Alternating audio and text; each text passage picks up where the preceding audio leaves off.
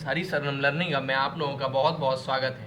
आज हम लोग क्लास 10th जो एनसीईआरटी है उसका ज्योग्राफी का दूसरा चैप्टर लेके पहला चैप्टर का दूसरा पार्ट लेके आए हुए हैं। संसाधन एवं विकास का एक सेकेंड पार्ट है। इसमें हम संसाधन एवं विकास को पूरी तरीके से कंप्लीट करके अंत में इसके जो क्वेश्चन है एनसीईआरटी में दिए हुए बहुविकल्पी और लघु उत्तरी और दीर्घ उत्तरी सबको कंप्लीट करने वाले हैं। तो बने रहिएगा अंतिम तक और पूरा ही पढ़ के जाइएगा। चलिए हम लोग प्रारंभ करते हैं बिना किसी टाइम वेस्ट के।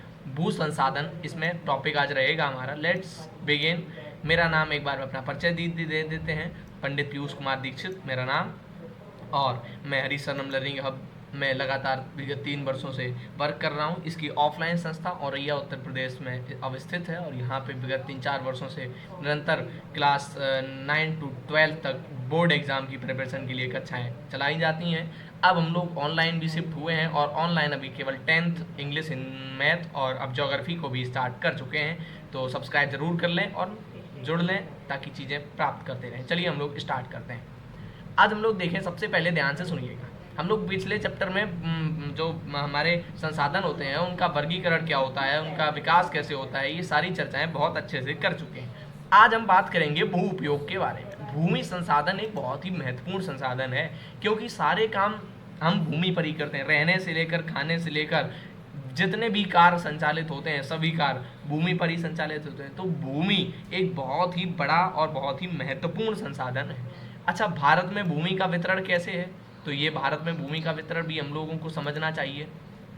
भारत में भैया भूमि का वितरण, भारत का पहले क्षेत्रफल आपको पता होना चाहिए 32.8 लाख वर्ग किलोमीटर।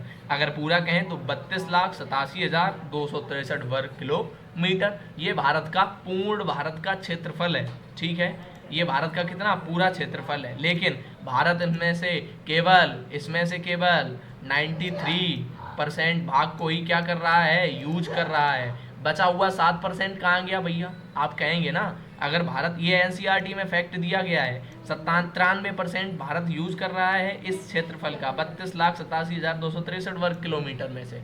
लेकिन बचा हुआ से 7% कहाँ जा रहा है? से 7% भारत के जम्मू कश्मीर में जो एक कोना पाकिस्तान और इधर तिब्बत वाले क्षेत्र में चीन के अधिकृत है वह क्षेत्र, दोनों वहाँ पर भारत के जो यूजेस हैं वो नहीं हो रहे हैं। और साथ ही साथ असम के अलावा इधर जो उत्तर पूर्वी राज्य हैं उनमें भी थोड़ी सी उनके डाटा थोड़े से अच्छे तरीके से हम लोग हैंडल नहीं कर पाए हैं। ठीक है भाई, अब हम बात करते हैं कि जो ये क्षेत्रफल है वो वितरित कैसे है। इसमें सर्वश्रेष्ठ सबसे ज़्यादा 43% भाग पर, लगभग आधे प्रतिशत भाग पर मैदान पाए जाते हैं। 43% भाग पर मैदानी समतल मतलब प्लेन है, वहाँ पर चीज़ें बहुत आसानी से हो सकती हैं। उसके बाद 30% भाग पर पर्वत पाए जाते हैं, पहाड़ पाए जाते हैं, और बचा हुआ 27% भाग पठार के रूप में पाया जाता है। अच्छा, आपको समझ में आना चाहिए कि जब ये सारी संरचनाएं हम बताएं तो ये संरचनाएं होती क्या हैं। आइए हम लोग इसको भी थोड़ा सा लेके चलते हैं।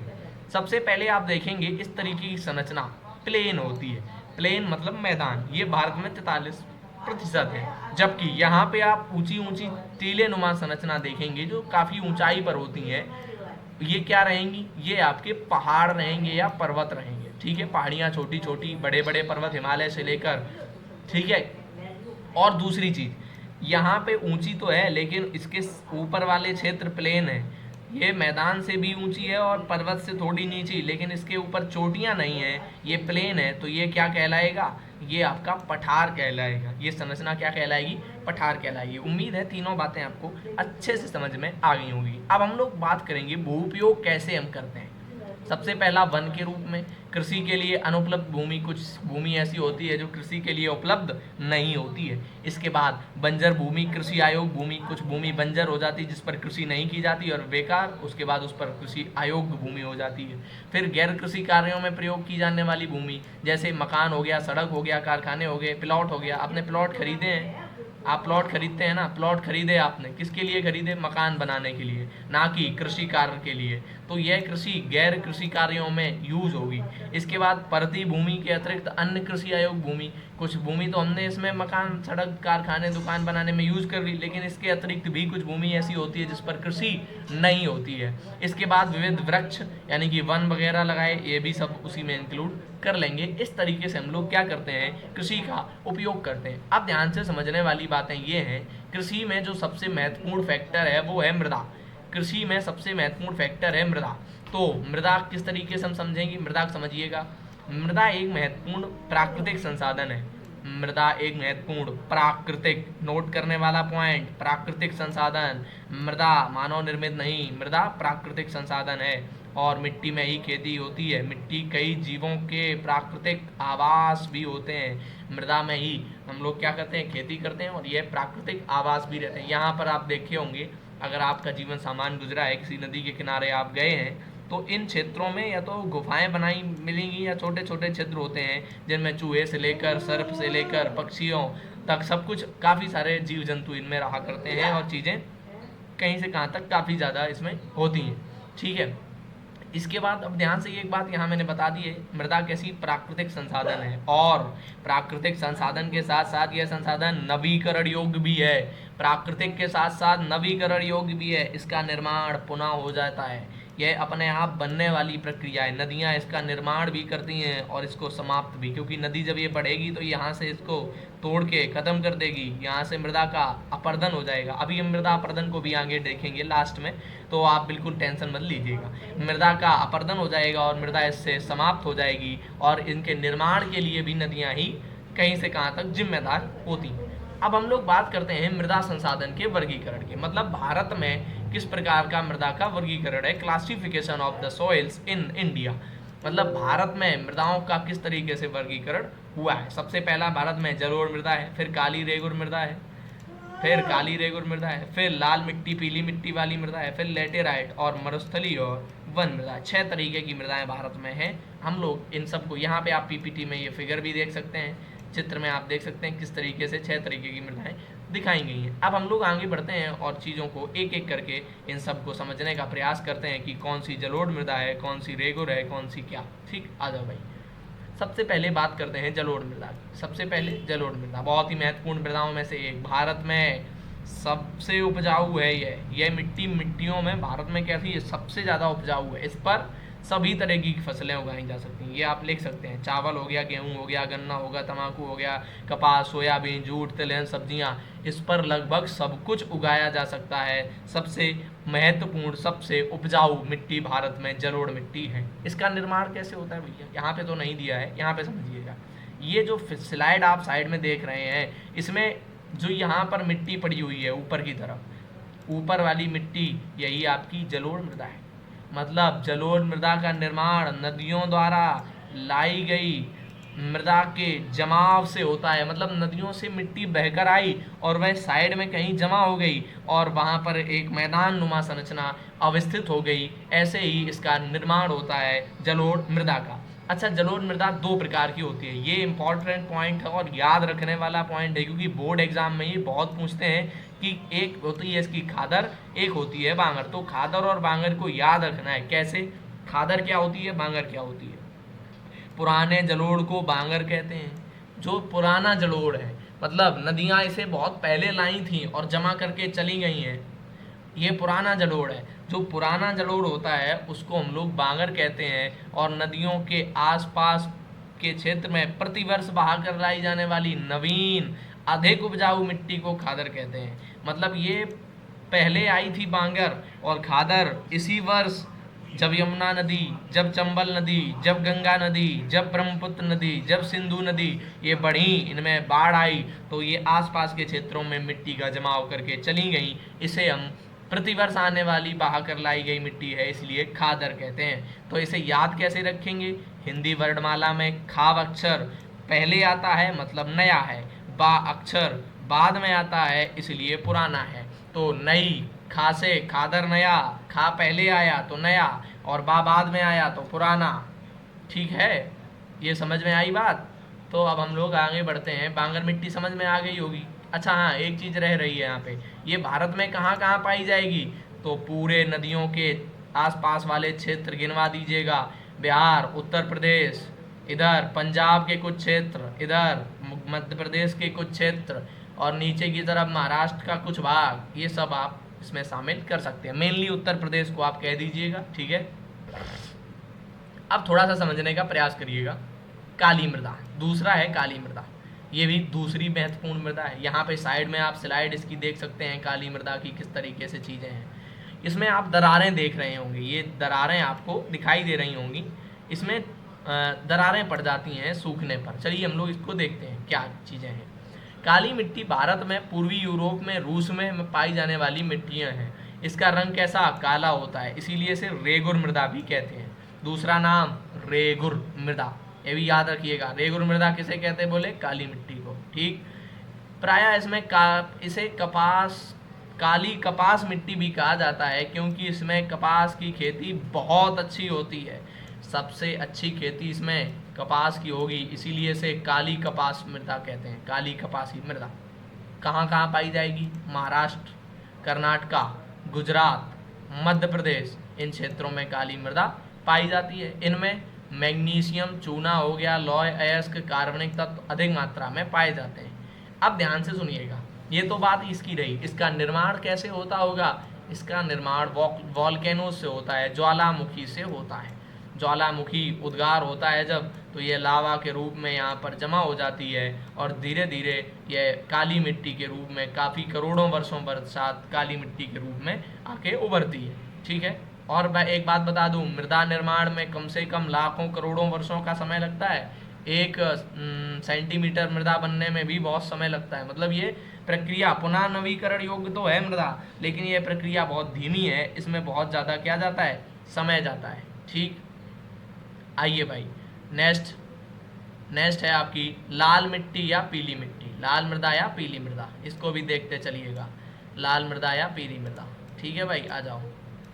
क्या होती है लाल मिट्टी, लाल, पीले एवं चॉकलेटी रंग की होती है। लाल मिट्टी कैसी होगी, ये वाली मृदाएं या तो लाल या चॉकलेटी या पीले रंग की होती है। शुष्क जलवायु, तर जलवायु में प्राचीन रवेदार पर्वतीय चट्टानों के टूटने फूटने से बनती हैं। शुष्क मतलब इधर वर्षा नहीं होगी, उन क्षेत्रों में ये पाई जाएगी शुष्क जलवायु, जहाँ सूखी जलवायु है। ठीक है, यह मिट्टी पानी में संपर्क में आने से हल्की हल्की पीली दिखाई देने लगती है। एल्यूमिनियम, चूना पत्थर आदि वही अधिक पाए जाते हैं। इसमें क्या उगाएंगे, कपास भी थोड़ा बहुत, गेहूँ, दालें, मोटे अनाज।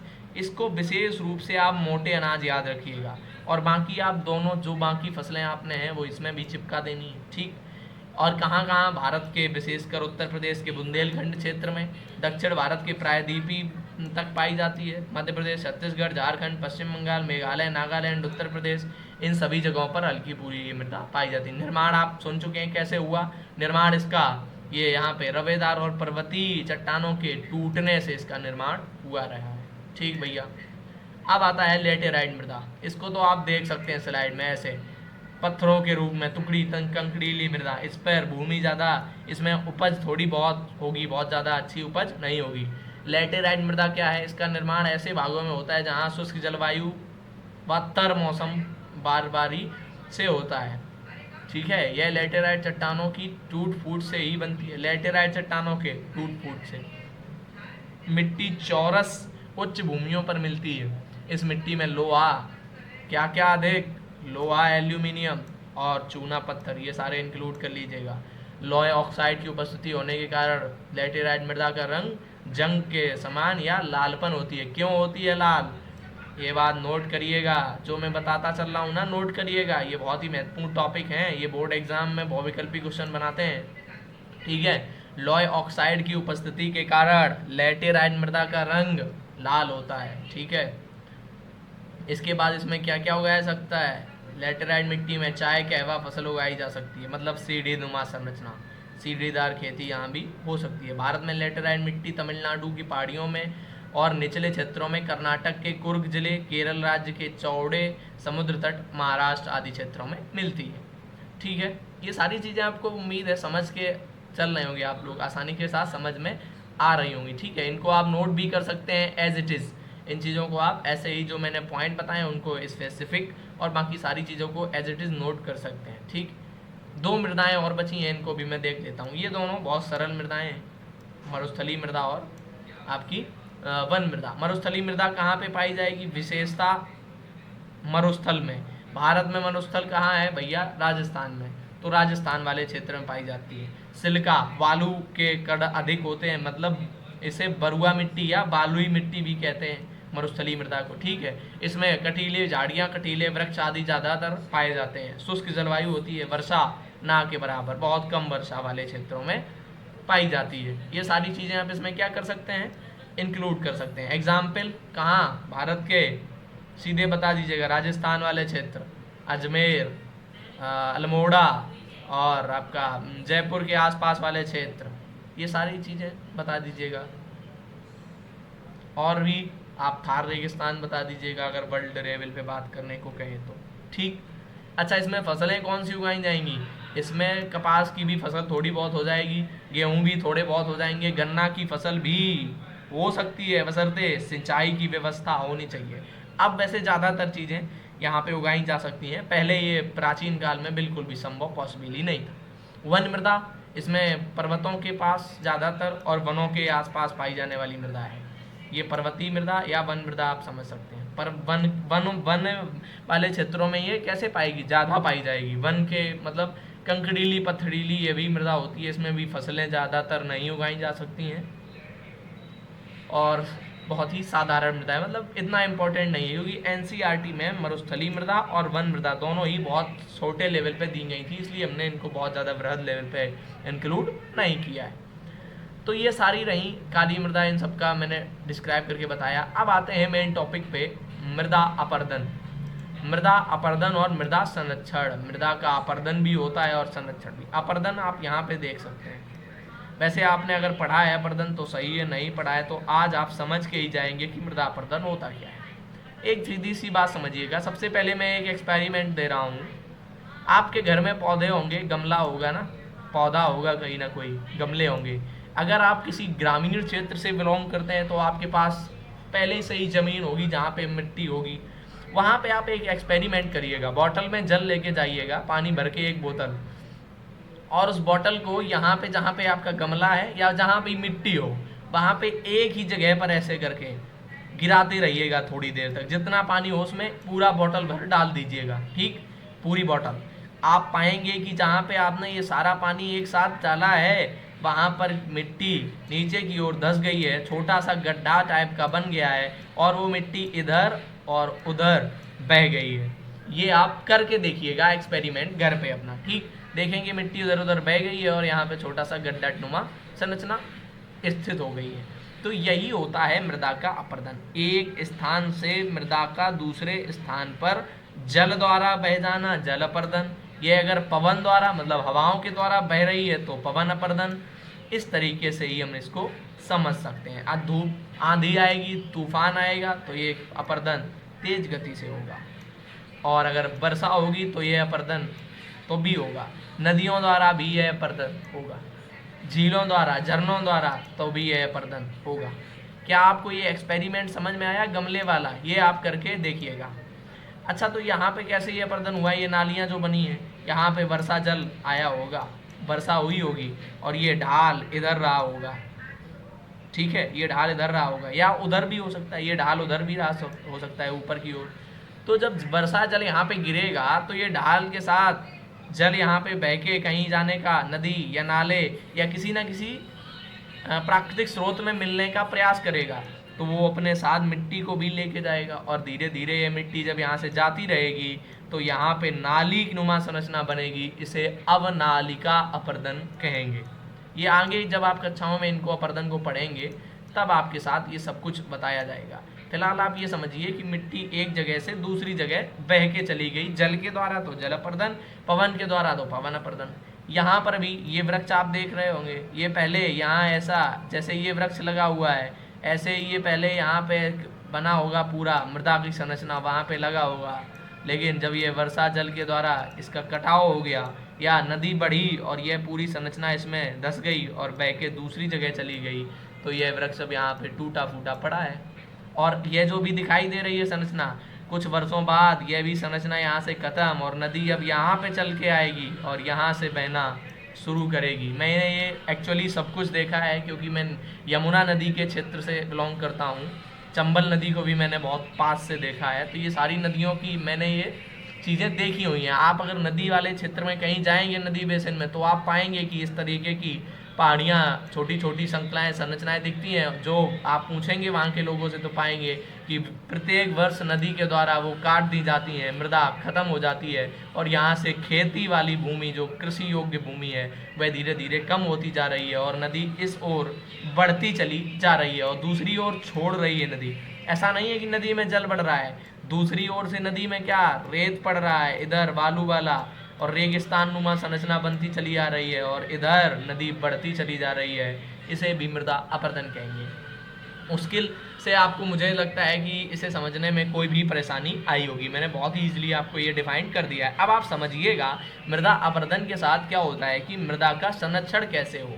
अब आपने जो एक्सपेरिमेंट शुरुआत में किया था वही एक्सपेरिमेंट करिएगा किसी घास के क्षेत्र में, यानी कि वहाँ पर कुछ घास थोड़ी बहुत होगी हो, या फिर वहाँ पे जो आप गमले में एक्सपेरिमेंट कर रहे थे उसमें जो पेड़ लगा हो, जो भी पेड़ हो आपका, अब वही बॉटल भर पानी उस पेड़ पे डालिएगा और फिर आप देखेंगे कि वहाँ पे जो मृदा का अपरदन है वो बहुत कम मात्रा में है, ज़्यादा अपरदन नहीं हुआ है लेकिन कम, बहुत ही कम, बहुत ही माइनर, थोड़े से स्तर पर। और जबकि आपने जब वो पेड़ नहीं था तब अपरदन बहुत अधिक था। तो ये बहुत ही अधिक तरीके से रोका जा सकता है। कैसे? वृक्षारोपण के द्वारा, घास के मैदानों को लगाने से, मतलब चारागाहों। इसका संरक्षण के लिए आप क्या पॉइंट लिखेंगे?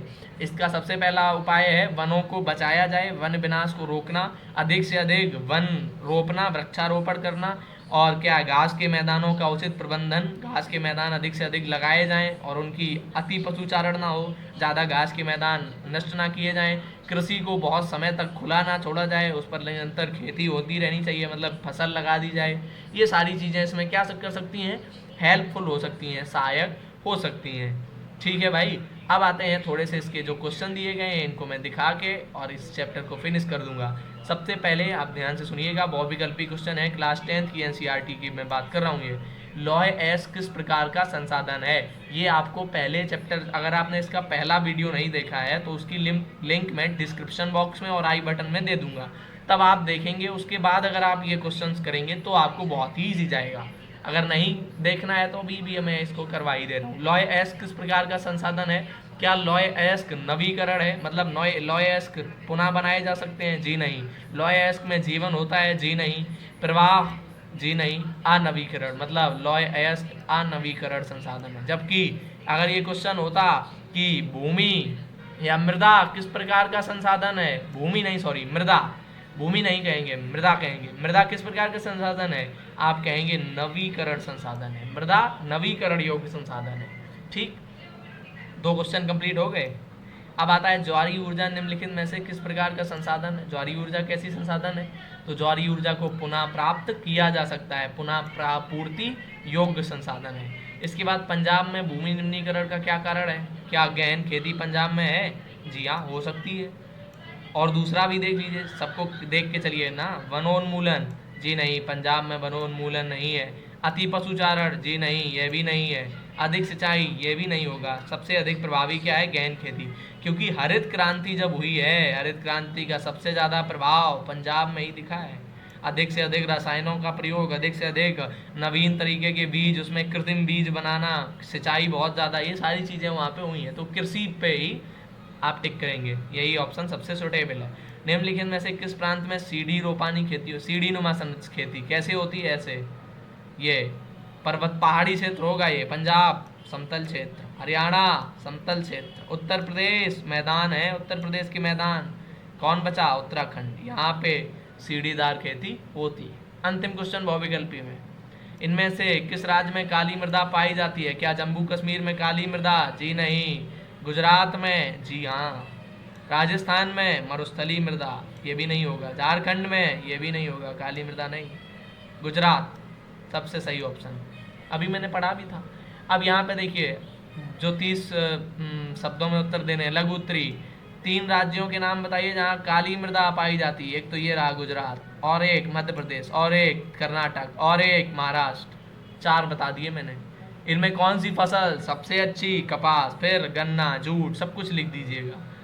पूर्वी तट के नदी डेल्टा पर किस प्रकार की मृदा पाई जाती है? पूर्वी तट के नदी डेल्टा, ये भारत का पूर्वी तट है। ऐसे मैंने भारत का नक्शा नहीं बनाया है, ये यहाँ पे पूर्वी तट, नदियाँ बह बह कर यहीं आ रही हैं बंगाल की खाड़ी की ओर, यहीं पूर्वी तट। तो ये नदियाँ कौन सी मिट्टी लेके आएंगी? हिमालय पर्वतीय नदियाँ, बहुत लंबी, गंगा, ब्रह्मपुत्र, ये सब नदियाँ। कौन सी मिट्टी?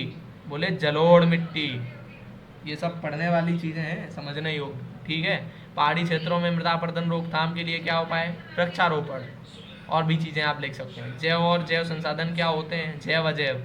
जिनमें जीवन है वो जैव, जिनमें जीवन नहीं है वो अजैव। इसके बाद लघु दीर्घ उत्तरीय प्रश्न है, प्रौद्योगिकी और आर्थिक विकास। ये थोड़े बहुत छोटे मोटे प्रश्न हैं, इनको आप ऐसे ही समझ सकते हैं।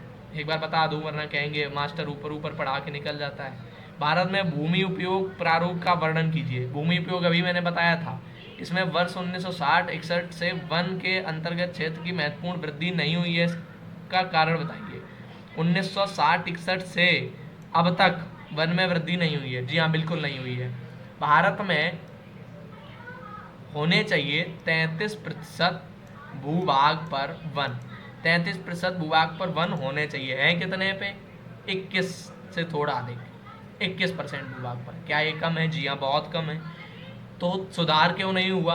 क्योंकि कागज पर लगाए जाते हैं। भारत में पेड़ बड़े बड़े दस्तावेजों में लगाए जाते हैं। भारत में इस जगह पर इतने पेड़ लगाए गए, इस जगह उतने, लेकिन वो ज़मीनी स्तर पर कुछ ही समय बाद सूख कर, मुरझा कर खत्म हो जाते हैं और उनकी केवल उपस्थिति दस्तावेजों में ही मौजूद रह जाती है। ये सबसे बड़ा कारण है। ऐसे ही आप और भी कारण दे सकते हैं। लोगों का उतना इच्छुक ना होना, लोग उतना पार्टिसिपेट नहीं करते हैं। अगर ग्राउंड लेवल पर हम लोग जो सरकार ने वृक्ष लगाए हैं उनकी देख रेख करें, उनको बचाएं, उनमें जल दें, तो निश्चय रूप से सरकार के साथ अगर हम लोग मिलकर काम करें तो चीज़ें बेहतर हो सकती हैं, ठीक है। अगला क्वेश्चन, प्रौद्योगिकी और आर्थिक विकास के कारण संसाधनों का अधिक उपयोग कैसे हुआ है? ये बड़ा क्वेश्चन है।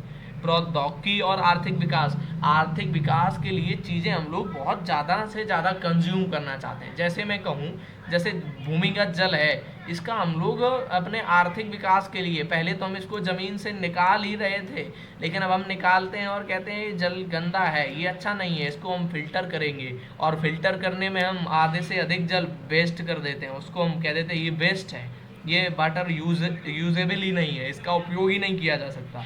तो अधिक से अधिक मुनाफे के सोच से आर्थिक विकास को लेकर लोग अंधाधुंध प्रौद्योगिकी लाने के चक्कर में बहुत ज़्यादा संसाधनों क्या क्या कर रहे हैं? अधिक से अधिक उपयोग कर रहे हैं, जो कि एक तरीके से आने वाली पीढ़ी और भविष्य के लिए काफ़ी खतरनाक है। इसका विवेकपूर्ण उपयोग होना चाहिए और कहीं से कहाँ तक एक तरीके से इसका सुनियोजित पहले से चीज़ें फिक्स की जाएँ कि इतना हम यूज़ करेंगे, इतना ये, और उनकी देख रेख करेंगे। ये सारी चीज़ें इसमें होनी चाहिए। इसके लिए सरकार और मानव स्वयं उदासीन है। तो सरकारें भी थोड़ा सा प्रयास अब कर रही हैं और उसके साथ साथ मानव को भी प्रयास करना चाहिए। हम लोगों को वो चीज़ें देखनी चाहिए, ठीक है। तो इस तरीके से हम लोग ये सफल रहे हैं पहले चैप्टर को कंप्लीट करने में। अब हम लोग मिलेंगे नेक्स्ट वीडियो में, जिसमें हम दूसरा चैप्टर लेके आएंगे, क्लास 10 एनसीईआरटी ज्योग्राफी का। और बाकी आप चैनल को सब्सक्राइब अवश्य कर लें और अपनी दैनिक जिम्मेदारियों का निर्वहन कर दें, शेयर कर दें अपने दोस्तों के साथ इस वीडियो को, और भी नए नए फ्रेंड्स आपके देख सकें, चीज़ों को बेहतर कर सकें। अगली वीडियो जो होगी वनों वाली चैप्टर की, सेकंड चैप्टर पे, वो बहुत ही अमेजिंग होने वाली है। उसमें मैं पीपीटी में काफ़ी और अच्छे चित्र और 3D, ये जैसे फिगर है तो इसमें 3D में चीज़ें जोड़ने वाला हूँ और बहुत ही एकदम अमेजिंग क्लास होने वाली है। इसके साथ साथ मैथ की क्लासें भी आपको मिल रही हैं क्लास 10 के लिए, और साथ ही इंग्लिश ग्रामर क्लास 10, 11, 12 सब के लिए प्रोवाइड हो रही है। अभी आने वाले समय में ये सारी क्लासें अगली वर्ष जब आप 11th में जाएंगे तब भी अवेलेबल रहेंगी। जुड़िएगा। धन्यवाद।